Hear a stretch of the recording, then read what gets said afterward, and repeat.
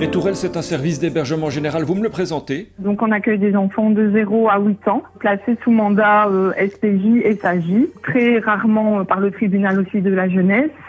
Et donc voilà, les enfants sont placés pendant une période déterminée où voilà, le travail s'axe principalement sur le retour en famille. Donc ça passe par des visites encadrées, des visites semi-encadrées. Vous hébergez 15 enfants, ils sont tous confinés? Depuis le 16 mars, donc un petit peu avant même les mesures du Conseil de sécurité, on avait pris la décision en équipe et aussi avec la province qu'il n'y ait plus de retour ni de visite au sein de l'institution, justement pour limiter la pandémie. Il y a un suivi scolaire pour les enfants? Oui, tout à fait. Donc on a eu régulièrement des écoles, des dossiers. Parce qu'il y a donc 3 enfants qui sont scolarisés en primaire et donc régulièrement les éducateurs travaillent tous les jours un petit peu sur les feuilles avec les enfants justement pour continuer à avancer et que ce confinement ne soit pas préjudiciable pour eux.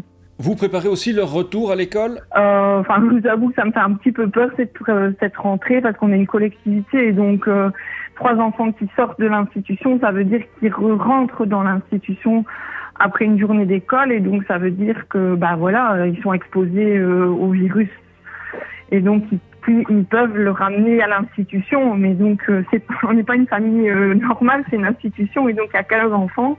Et on accueille 2 bébés aussi et donc on doit prendre tout ça en considération. Donc je dois voir avec les écoles, les parents et les mandants pour voir quelle marge de latitude on a par rapport à ça, si on peut continuer le travail aux Tourelles. Il y a aussi les visites des familles, c'est pour quand? On réfléchit tout doucement et on pense que vendredi prochain on va commencer quelques visites. Maintenant j'attends le feu vert de la province, mais parce que cette date, c'est vraiment parce que certains enfants montrent des signes de souffrance et donc on doit en tenir compte aussi et on n'est pas la famille, les parents, ils ont besoin d'eux et donc c'est vraiment les enfants qui sont le plus punis par rapport à ce confinement parce qu'ils ont vraiment été supprimés de tout, école, activités, parents, on fait quand même très attention à ça et donc j'espère en tout cas qu'on puisse commencer les visites vendredi prochain. Le personnel d'encadrement, lui, tient le coup?